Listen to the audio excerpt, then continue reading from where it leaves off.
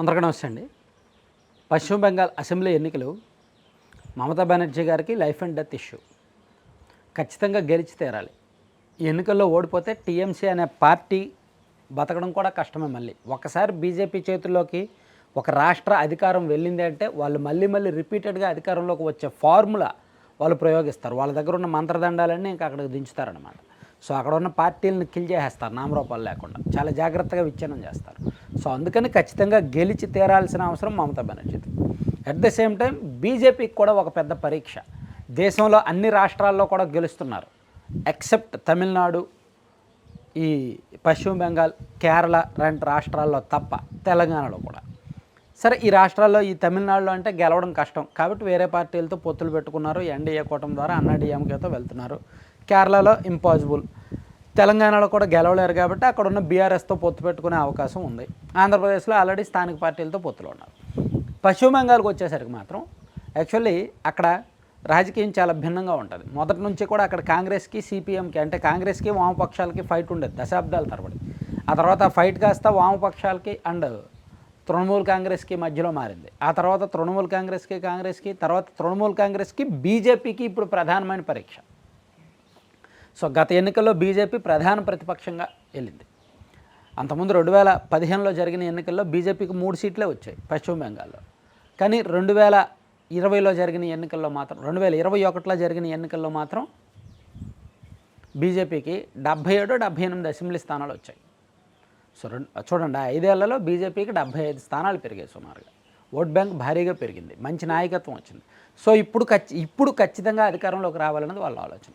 ఎందుకంటే దేశం మొత్తం మీద మమతా బెనర్జీ కొరకరాని కొయ్యగా మారుతున్నారు బీజేపీకి.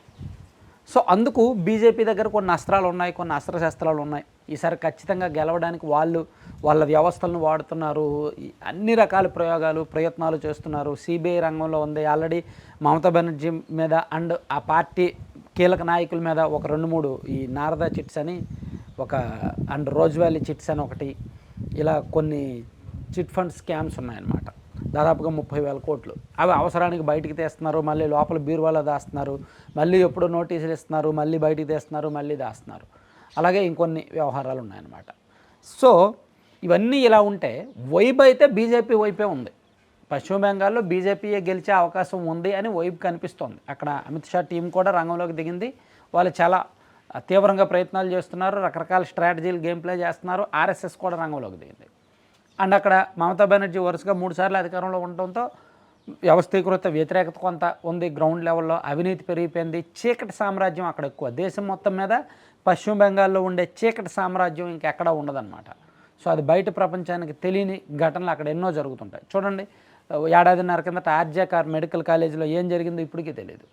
ఆ అమ్మాయి చనిపోవడానికి వాడు సందీప్ అనేవాడు కారణం అన్నారు. కానీ ఆ తర్వాత ఆ అమ్మాయి గ్రూప్ అన్నారు. కానీ ఆ తర్వాత గ్రూప్ ఆఫ్ పీపుల్ కాదు, వీడు అక్కడే అన్నారు. కానీ ఇప్పుడు వీడు కూడా కాదు అన్నట్టు తేలుతున్నారు. ఆ కేసు ఇప్పుడు ఏమైందో కూడా తెలియదు అనమాట. సో అలా ఎన్నో చీకటి నేరాలు, ఘోరాలు అక్కడ జరుగుతూ ఉంటాయి. సో ఇవి కూడా అక్కడ ఓటర్లను చైతన్యపరుస్తున్నాయి. కాబట్టి అక్కడ ప్రభుత్వం మీద వ్యతిరేకత ఉంది. అవినీతి, నిరుద్యోగము అండ్ ఈ దారుణాలు ఇవన్నీ. సో వాటిని బీజేపీ ఎన్నికల అస్త్రాలుగా మార్చుకుంది. కానీ మమతా బెనర్జీ మాస్లోకి బాగా వెళ్తున్నారు. ఇతర రాష్ట్రాల్లో ఉండే కంటే అక్కడ పేదరికం ఎక్కువ. సో అక్కడ చైతన్యం తక్కువ. అండ్ అక్కడ ముస్లిం అండ్ పేద వర్గాలు ఎక్కువ. ఎస్టీలు, ఎస్సీలు, ముస్లిమ్స్ ఆ వర్గాలు ఎక్కువ. ఆ వర్గాల్లో మమతా బెనర్జీకి మంచి బలం ఉంది. సో అందుకే ఆమె ఆ వర్గాలనే నమ్ముకొని రాజకీయం చేస్తున్నారనమాట. సో ఇప్పుడు తాజాగా అక్కడ రకరకాల సర్వేల్లో భాగంగా ఈరోజు ఓట్ వైబ్ అనే ఒక సంస్థ సర్వే చేస్తే మమతా బెనర్జీని ముఖ్యమంత్రిగా 42% మంది యాక్సెప్ట్ చేశారంట. ఈ బీజేపీ ప్రతిపక్ష నేతగా ఉన్న సువేందు అధికారికి కేవలం 19% మంది మాత్రమే ముఖ్యమంత్రి అభ్యర్థిగా ఓటేశారంట. అంటే యాజ్ ఎ సీఎం క్యాండిడేట్గా మమతా బెనర్జీకి 42% మద్దతు ఉంది బీజేపీ అభ్యర్థితో పోలిస్తే. సో తృణమూల్ కాంగ్రెస్కి ఎక్కువ ఈ ముస్లిం ఓటర్ల మద్దతు అండ్ అణగారిన వర్గాల ఓటర్ల మద్దతు ఎక్కువగా ఉన్నట్టు, ఆ ప్రాంతాల్లో ఎక్కువగా ఉన్నట్టు చెప్తున్నారు. అండ్ ఈ ఓటర్ల విషయంలో ఈ ఓట్లు సవరణ ఉంది కదా, సమగ్ర ఓటర్ల జాబితా సవరణ, ఆ విషయంలోనూ అండ్ ఈ ఐపాక్ కార్యాలయం మీద ఈడీ దాడి అండ్ ఈ టీఎంసీ నాయకుల మీద పెడుతున్న కేసులు, ఐటీ దాడులు, వాటన్నిటి పట్ల వాళ్ళు కాస్త టీఎంసీ పట్ల సింపతిగా ఉన్నారంట.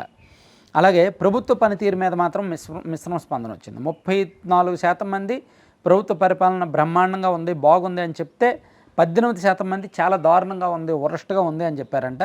సో ఒక 36% మంది నిరుద్యోగం ఎక్కువగా ఉందని చెప్తున్నారంట. సో అక్రమ వలసలను టీఎంసీ ప్రోత్సహిస్తోంది అనే వాదన, బీజేపీ వాదనను 47% మంది నమ్ముతున్నారంట. సో ఎస్సీ ఎస్టీ యువ ఓటర్లు అంటే ఎస్సీ ఎస్టీల్లో ఈవెన్ యువ ఓటర్లు, ముస్లింలో అన్ని వర్గాల ఓటర్లు కూడా టీఎంసీకి మద్దతుగా ఉన్నారు అనేది వీళ్ళు చెప్తున్న లెక్క. సో మొత్తానికి పశ్చిమ బెంగాల్ ఎన్నికలైతే మాత్రం దేశవ్యాప్తంగా ఇంట్రెస్ట్, నాట్ ఓన్లీ పశ్చిమ బెంగాల్, తమిళనాడు, కేరళ, వెస్ట్ బెంగాల్, ఈ ఎలక్షన్లన్నీ కూడా దేశవ్యాప్తంగా ఇంట్రెస్ట్ ఉన్నాయి. సో పశ్చిమ బెంగాల్ నాకు తెలిసినంత వరకు బీజేపీ ఖచ్చితంగా అధికారంలోకి వచ్చే అవకాశం ఉందని రకరకాల వర్గాలు చెప్తున్నాయి. సో మీ ఒపీనియన్ ఏంటి అనేది కూడా ఒకసారి కామెంట్ చేయండి. వెస్ట్ బెంగాల్ ఎలక్షన్స్కి సంబంధించి మనం కూడా ఎప్పటికప్పుడు అప్డేట్స్ అన్నీ కూడా చెప్పుకుందాం. మనం కూడా మీరు చూసారో లేదో ఈ మంత్ మ్యాగజైన్లో, ఈ ఫిబ్రవరి మంత్ మ్యాగజైన్లో మమత ఇక మాజీన బెంగాల్ పోరు టైగర్ ఎవరు అని రాసామన్నమాట. సో ఇందులో బలాబలాలు ఏంటి, బలహీనతలు ఏంటి, ఎవరి వర్గం ఏంటి అనేది చాలా క్లియర్గా రాసాం మన మ్యాగజైన్లో. సో ఇప్పుడు దీనికి అప్డేటు మార్చి నెల మ్యాగజైన్లో కూడా నెక్స్ట్ దీనికి ఫాలో అప్ కంటిన్యూటీ కథనం ఒకటి వస్తుంది. సో ఇలా ప్రతి నెల మంత్లీ మ్యాగజైన్స్లో చాలా ఇంట్రెస్టింగ్ స్టోరీలు కూడా వస్తున్నాయి. మీకు మ్యాగజైన్ కావాలి అంటే 7207071231 అనే నెంబర్కి వాట్సాప్లో మెసేజ్ చేయండి. ఈ మ్యాగజైన్ మనం వెబ్ ఎడిషన్ కూడా, ఈ మ్యాగజైన్ కూడా రిలీజ్ చేస్తున్నాం ఉగాది నుంచి. Thank you.